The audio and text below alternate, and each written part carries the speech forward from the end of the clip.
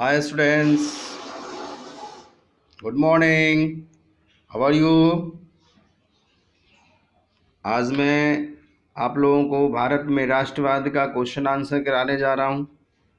कृपया समझेंगे और अपने कॉपी में लिखेंगे। ये चैप्टर काफ़ी बड़ा चैप्टर है, तो क्वेश्चन आंसर पार्टों में कराऊंगा। 1-2 दिन लगेंगे और इम्पोर्टेंट चैप्टर है, इसलिए ध्यान से सुनेंगे और अपने कॉपी में नोट करेंगे और उसे याद करेंगे। तो फर्स्ट क्वेश्चन है, अलूरी सीताराम राजू कौन थे? विद्रोहियों को गांधी जी के विचारों से प्रेरित करने में उनकी भूमिका को स्पष्ट कीजिए। मैंने आपको पढ़ाया था चैप्टर में कि अलूरी सीताराम राजू आंध्र प्रदेश के एक आदिवासी क्षेत्र के रहने वाले थे तथा उन्होंने गुरेम विद्रोहियों को नेतृत्व प्रदान किया था। वे बहुमुखी व्यक्तित्व के धनी थे, खगोलीय घटनाओं का सटीक अनुमान लगाया करते थे और गांधी जी से काफ़ी प्रेरित थे। बट गांधी जी में और उनमें केवल यही अंतर था कि वो अहिंसा पर विश्वास नहीं रखते थे। उनका मानना था कि भारत अहिंसा के बल पर नहीं बल्कि बल प्रयोग के जरिए ही आज़ाद हो सकता है। तो ये इस क्वेश्चन का आंसर था। बहुत इंपॉर्टेंट क्वेश्चन है, याद रहता है पेपर में, इसे तैयारी करेंगे। नेक्स्ट है, गांधी इरविन समझौते के प्रावधान वर्णन कीजिए। इसमें मैं आपको लिखवाया मैंने और अच्छी तरह 1 लाइन 3 लाइन डिटेल कर सकते हैं आप। बहुत बढ़िया लिखवाया मैंने, इसमें काफ़ी मेहनत की पाएंगे। सिंह अवज्ञा आंदोलन के परिप्रेक्ष्य में 5 मार्च 1931 को गांधी इरविन समझौता हुआ था। इरविन उस समय भारत के वायसराय थे। इसके निम्न प्रावधान था, सरकार द्वारा मुकदमों बाध्यदेश देशों की वापसी, हिंसात्मक अपराधियों को छोड़कर राजनीतिक बंदियों की मुक्ति। अब इसको हेडिंग कैसे डिटेल कैसे हेडिंग जो समझौता पत्र जो था उसमें अवधान की है, यानी क्रांतिकारी को छोड़कर राजनीतिक बंदी जो जेल में जितने लोगों को बंद किया था उन सभी का उसमें था हिंसात्मक अपराध दिया गया था छूट। भागीदारी सम्मेलन 1931 में खत्म हुआ था। 1932 ईस्वी विदेशों की लगा दी। तो ये सारे आपके इन्हें जरूर याद करेंगे। इसका विश्व पर क्या प्रभाव पड़ा? अब राष्ट्रवाद के विकास के राष्ट्र राज्यों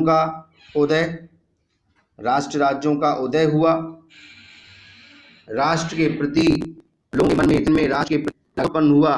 नए प्रतीकों व विचारों के माध्यम से संपर्क, मैंने आपको पढ़ाया था कि किस तरह से लोग क्रांतिकारी लेखक अपने विचारों को अपने प्रतीकों के माध्यम से लोगों तक पहुंचा रहे थे। जैसे रविन्द्रनाथ टैगोर ने भारत माता की तस्वीर बनाया था और लोगों को बढ़ चढ़ करके राष्ट्रीय भावना जागृत कराया था। जन समुदायों का एकजुटता, लोग धीरे धीरे एकजुट होने लगे थे इस आंदोलन के लिए, अंग्रेजों को बाहर फेंकने के लिए। लोगों में देश के प्रति प्रेम, देश के प्रति राष्ट्रवाद की भावना जागृत हुई। लोगों में देश के प्रति प्रेम की भावना जागृत हुई और लोग एक दूसरे के संपर्क में आए और देश के प्रति मरने की कसम खाई। नेक्स्ट है, प्रथम विश्व युद्ध के भारतीय समाज व अर्थव्यवस्था पर क्या प्रभाव पड़ा? अब प्रथम विश्व युद्ध 1914 आपको बताया मैंने, उस विश्व युद्ध में जो जनहानि हुई उस समाज व अर्थव्यवस्था पर क्या प्रभाव पड़ा है उनके बारे में आपको बताना है।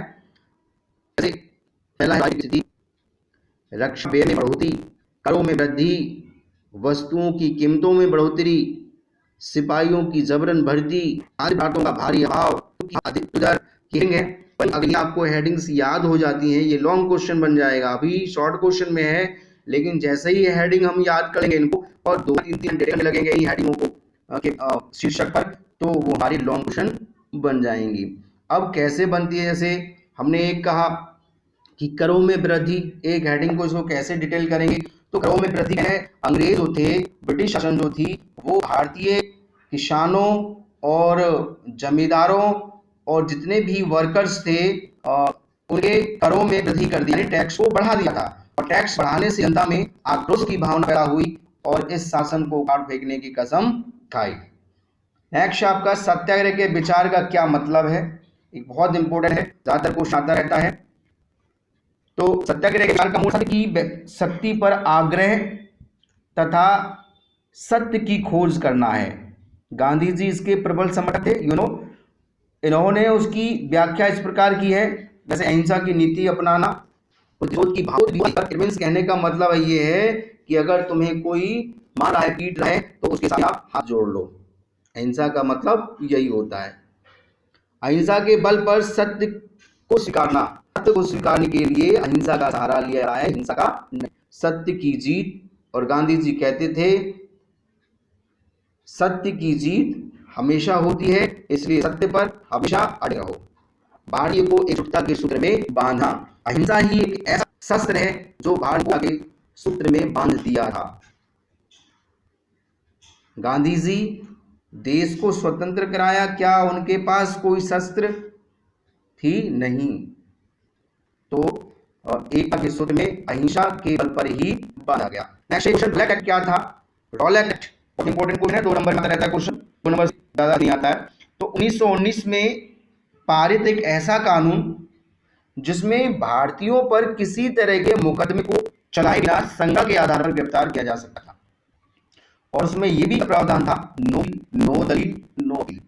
ये लागू शक के आधार पर भारतीयों को गिरफ्तार करके जेल में बंद कर दिया जाता था। यही क्वेश्चन आंसर खत्म है।